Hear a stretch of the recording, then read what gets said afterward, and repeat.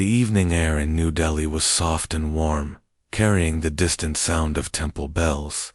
The streets outside the Prime Minister's residence were unusually quiet, as if the city itself knew something important was about to happen. Inside the private meeting hall, the lights were dim and golden, casting long shadows on the walls. Sundar Pichai had been invited to meet Prime Minister Narendra Modi for a discussion about technology and education in India. It was an honor he had accepted, without a second thought. But when he arrived, he was told there was someone else waiting in the room, a person he never expected to see.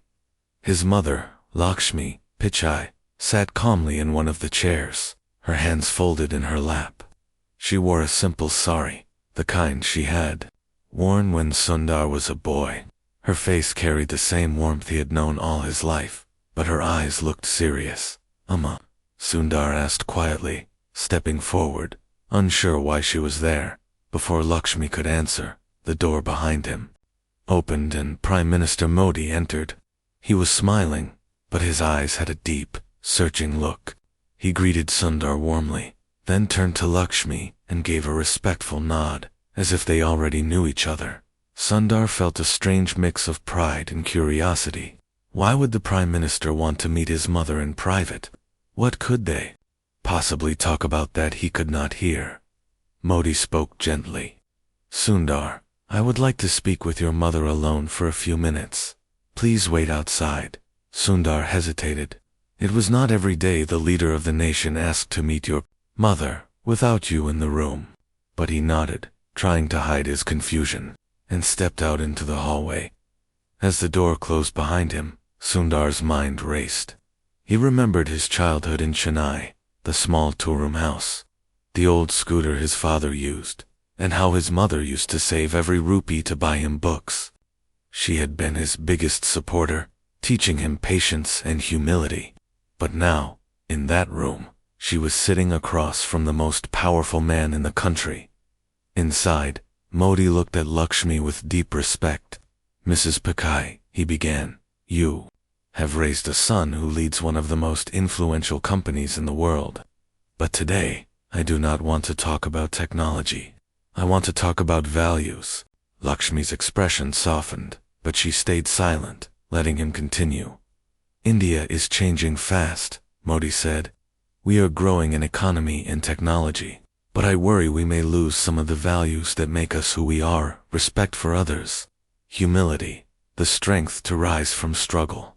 I wanted to hear from you, because you raised your son with those values in a time when life was not easy."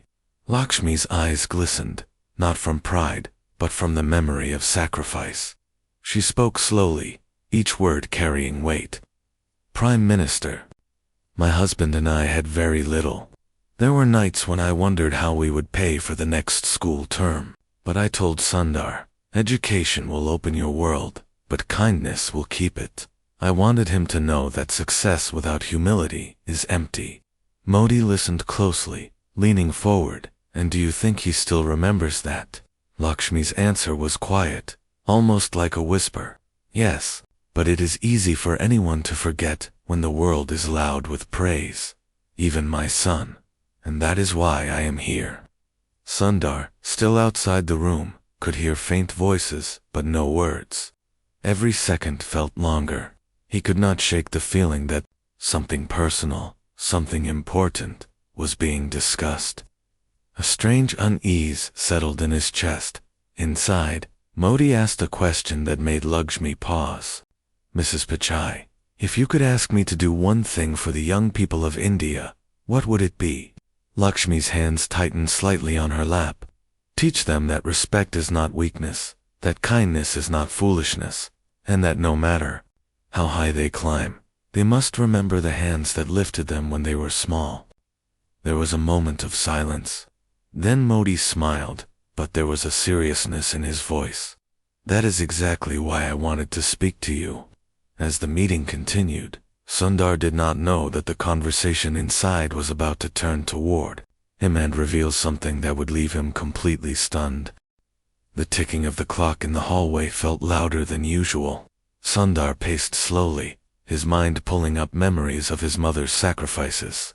Her long walks to the market, her quiet way of giving without expecting anything back. He thought of all the interviews where he had spoken about her, but he also knew there were parts of her life he had never asked about. Inside the room, Lakshmi's voice was calm but firm. "Prime Minister," she said, "there is something I have carried in my heart for many years. Today, I think it is time for my son to know." Narendra Modi leaned slightly forward, sensing the weight of her words. "Please, go on." Lakshmi took a deep breath, her fingers softly folding the edge of her sari. "When Sundar was in school, there was a time when I thought he would have to stop his studies. We had no money for the fees. I had sold my gold chain, I had taken sewing, work late into the night, but it still was not enough.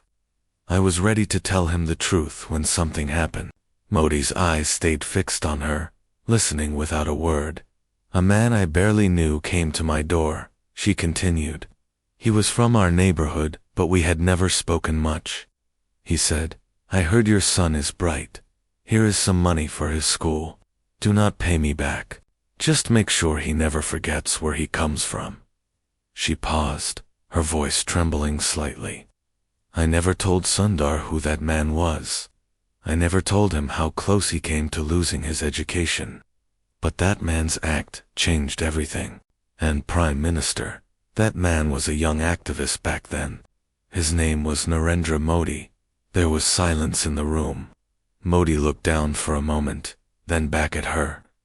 "Mrs. Pichai, I only did what I thought was right. I never expected you to remember. But I did," Lakshmi replied softly, "and I carried that story quietly. I wanted Sundar to succeed without feeling he owed anyone. But now I think he must know. Because maybe he too can choose to help someone before it is too late." Outside, Sundar shifted in his seat, unaware that the truth about his education and the path that led him to lead one of the biggest companies in the world was being laid bare just a few meters away. Modi's tone grew gentle. "Then, let us tell him together." Lakshmi hesitated. "Before we do, there is one more thing." She leaned forward slightly. "Prime Minister, you are a leader of millions, but I want to know, do you ever feel alone? Do you ever feel that people see the position, but not the person?" Modi's face grew still, his eyes momentarily clouded. "Yes," he admitted, "and that is why I wanted to meet you. Because in this world of loud voices, I needed to hear from someone who still speaks softly, but carries strength." Before Lakshmi could reply, the door opened. The aide stepped in, telling Modi that the next appointment was waiting. Modi waved him away. "Not yet," he said. "This conversation is more important." And in that moment, Sundar was called back into the room, completely unaware that he was about to hear a truth that would shake his heart. The moment Sundar walked in, he sensed the air in the room was heavier. His mother's smile was gentle, but her eyes were deep, as if holding back a story that had waited years to be told. Prime Minister Modi stood quietly, his hands clasped. In front of him, "AMMA," Sundar asked softly. "Is everything all right?" Lakshmi motioned for him to sit. "Yes, my son. But there is something you need to hear today. Something I have never told you." Sundar sat down, his heart beating faster. He glanced between the two of them, wondering what could possibly connect his mother and the Prime Minister in such a personal way. Modi spoke first, his voice steady but warm. "Sundar, when you were a boy, there was a moment when your education almost ended. Your mother fought to keep you in school. She worked harder than any words can describe. But even with her strength, there came a day when the money was gone." Sundar turned sharply to his mother, shocked. "You never told me this." Lakshmi looked down for a moment. "I didn't want you to grow up feeling you were in debt to anyone. I wanted you to study with a free mind. But on that day, someone came to our door, someone who gave us the money you needed. He told me not to pay it back. He told me only to make sure you never forget where you come from." Modi's eyes met Sundar's. That person was me. I was not Prime Minister then. I was just a young man trying to help where I could. The words hung in the air. Sundar felt a strange mix of disbelief and emotion. For years he had spoken about the importance of opportunity, about how small acts could change lives. But never had he imagined that his own life was shaped by such an act from the man now sitting in front of him. "Sir?" Sundar's voice faltered. "I don't know what to say." "You don't need to say anything," Modi replied. "Your success is more than enough. But there is something I must ask." Sundar leaned forward, listening closely. "There are many children today who stand at the same place you once did, on the edge of losing their education. Their parents work hard, but sometimes hard work alone is not enough. I want to reach them before it is too late, and I believe you can help." Sundar felt the weight of those words. In his mind, he saw the narrow streets of his childhood, the small kitchen where his mother cooked, the quiet nights she sewed clothes by the single light bulb.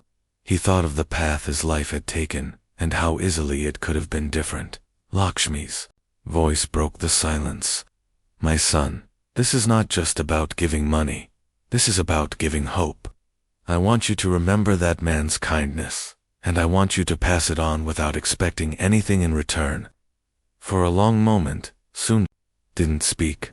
Then he looked at his mother, then at Modi, and said quietly, "Tell me what I must do." The room was silent after Sundar's words. Outside, the faint sound of a bird calling in the distance felt almost like a reminder that the world was still moving. Even while this moment stood still, Prime Minister Modi reached into his pocket and pulled out a small, folded piece of paper. It was old, the edges slightly worn. He placed it on the table between them. "This is a list of schools," he said. "Each one has children on the verge of leaving because their families cannot pay the fees. I have visited some of them myself. The teachers told me stories that would break your heart." Sundar picked up the paper carefully, unfolding it. The names of the schools were written in simple handwriting. Next to each name was a short note: "Father ill, mother works 2 jobs, lost home in floods." Lakshmi leaned closer, reading the words with quiet sadness. "Each one of these," she said, "is a life about to change direction, either toward a better future or away from it." Modi spoke again, his voice low but firm. "I can give them government help, but sometimes it takes more than official programs. It takes someone who can see them as individuals, not numbers." He looked at Sundar. "You understand this because you were one of them once." Sundar felt a heaviness in his chest. He thought about his own journey, the narrow streets of Chennai, the books his mother had borrowed from neighbors, the long hours she worked so he could stay in school. "I want to meet them," he said. "Not just send money. I want to see their faces." Modi nodded slowly. "Good. But there is something you should know. Helping them will not be as simple as writing a check. In some places, the families are proud. They will refuse charity unless they feel respect. In others, there is mistrust of outsiders. You will have to earn their trust before they accept anything." Lakshmi smiled faintly. "That is why this will change you, my son, because it will require patience, humility, and listening." 2 weeks later, Sundar found himself in a small village in Gujarat. The road was dusty, the houses simple, but the people greeted him with curious eyes. Some children peeked from behind doorways, whispering to each other. He carried no cameras, no reporters, just a notebook and a list. His first stop was a school with peeling paint and broken desks. The headmaster, an elderly man with tired eyes, welcomed him. "We have bright children," he said, "but many of them will leave soon. Their parents can no longer afford books or uniforms." Sundar met a boy named Arjun, 12 years old, with a quick smile and sharp mind. Arjun's father had been injured in an accident and could no longer work. His mother cleaned houses from sunrise to night, but it was not enough. Arjun told Sundar he wanted to be an engineer, like the people who build bridges. he said proudly. As Sundar listened, he felt something shift inside him. Arjun's words were not just dreams, they were the same kind of hope he had once held as a boy in Chennai that night. As Sundar walked through the quiet streets of the village, he thought about Modi's warning. This was not about writing checks. It was about finding ways to help without making anyone feel small. And in the shadows of that simple road, Sundar made a decision. He would not just help these children quietly. He would involve them in building something together, so they could see their own strength. The next morning, Sundar returned to the school, carrying a small box filled with new books, notebooks, and pencils. He had bought them quietly from a shop in the nearby town. His plan was simple: give the supplies to the children most in need, and pay the school fees for those about to drop out. When he entered the headmaster's office, he saw a group of parents waiting. They looked uneasy. The headmaster greeted him politely, but there was tension in the air. One of the parents, a tall man with weathered skin, stood up. "Sir," he said respectfully, "we know who you are. We have heard of your work, but we cannot take this help." Sundar was taken aback. "Why not?" he asked gently. The man's voice grew firmer. "Because once we take charity, people will say we are weak. They will say we are begging. Our children will feel shame. We do not want them to think they are less than others." Another woman spoke, her voice trembling. "We want to stand on our own feet. We do not want pity." Sundar felt the weight of their pride, their dignity.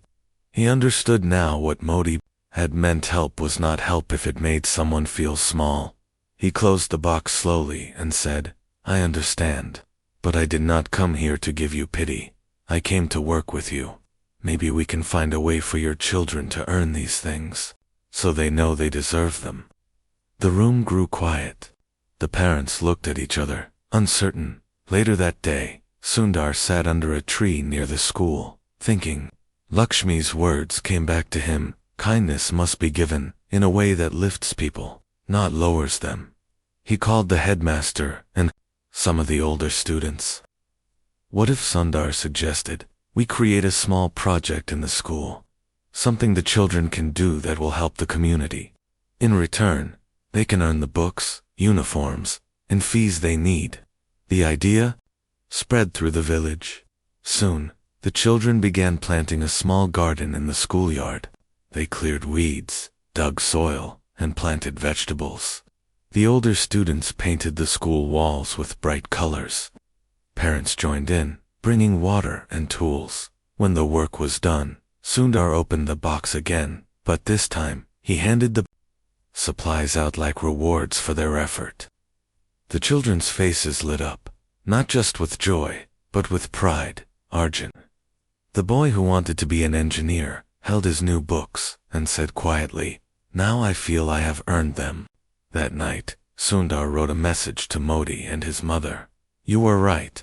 Help must be given with respect. Today, I saw it with my own eyes." But just as things were beginning to work, news came from another school on his list, one where the situation was far worse, and where the stakes were not just about education, but about survival. The journey to the next school took hours. Sundar traveled through narrow roads lined with fields, past villages where life seemed untouched by the modern world. But this place was different, drier, harsher. The land was cracked from heat, and the air carried a silence that felt heavy. The school building stood at the edge of the village, its roof patched with tin sheets, its walls faded and worn. As Sundar stepped inside, he saw only a handful of children. The headmistress, an elderly woman named Shanti, welcomed him with a tired smile. "Many of our students stopped coming," she explained. "Their families send them to work in the fields or in nearby towns. They say food is more important than school." Her words cut deep. Sundar knew the truth. An empty stomach could kill a dream before it even began. Among the few children left, one caught his eye. A thin girl with bright, sharp eyes sat in the front row, holding a torn notebook. Her name was Kavya. After class, she approached Sundar shyly. "Double quotes, sir. she said. Will you really help our school? I will try, Sundar replied. But tell me, what do you want most? She didn't ask for books or clothes. She said simply, I want my brother to come back to school. He works in the fields because we have no food at home. I study for both of us. Those words stayed with him. That evening, Sundar visited her home. It was a small hut, barely big enough for the family of 4. Her brother, just 11, returned from the fields with tired eyes. Sundar sat with their parents and listened. They were proud, but they were desperate. He knew this could not be solved with supplies alone, so he came up with a plan. He spoke to the village elders and offered to fund a small water pump and seeds for farming. On one condition, families must send their children to school if they benefit from it. It was not easy. Some resisted, but slowly, the idea took root. Within weeks, the fields began to show green shoots. Families had food to eat and enough to sell. The children began returning to school, including Kava's brother, on his last day there. The schoolyard was alive with laughter. Kava handed Sundar a small folded paper. Inside was a drawing to children holding hands, walking toward a school, under a bright sun. Written in uneven letters were the words, "Thank you for seeing us, not just helping us." Sundar felt his throat tighten. He thought of his mother's quiet strength, of Modi's early kindness, and of the promise he had made. He realized that what had started as a secret conversation in a private room had now become a living chain of hope. When he returned to Delhi, he met Modi and Lakshmi again. He placed Kava's drawing on the table. "This," he said softly, "is why your kindness all those years ago mattered, because it keeps moving forward." Lakshmi smiled, her eyes glistening. Modi nodded, his voice low. "And it will keep moving, as long as we remember that the smallest acts can reach the farthest hearts." Months passed, but the memory of Kavya's drawing never left Sundar. It stayed on his desk at Google headquarters, resting beside his computer where he could see it every morning.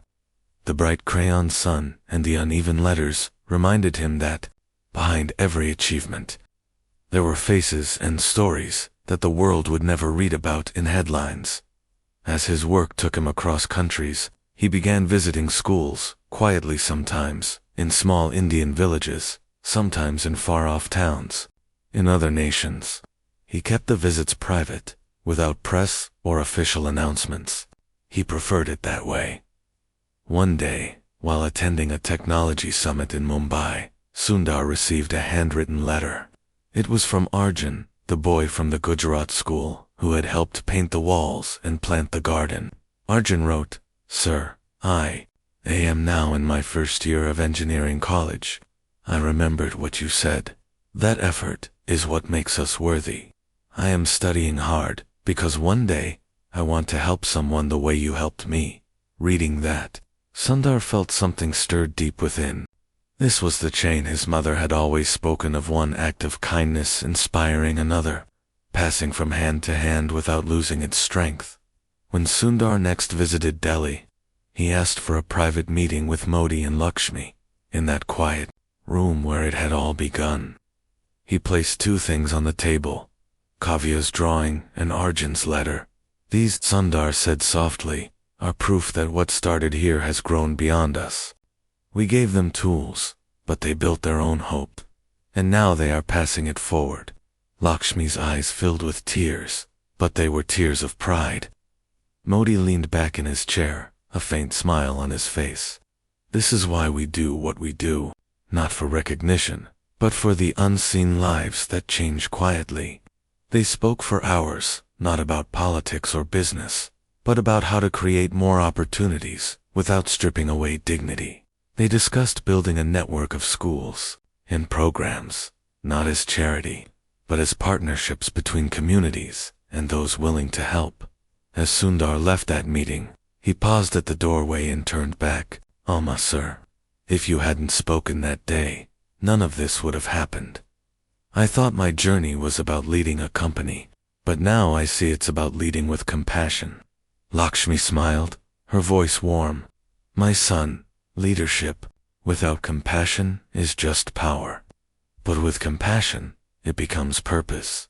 That night, as Sundar walked alone under the quiet Delhi sky, he realized the conversation in that private room had not only changed him, it had changed the lives of countless others he would never meet.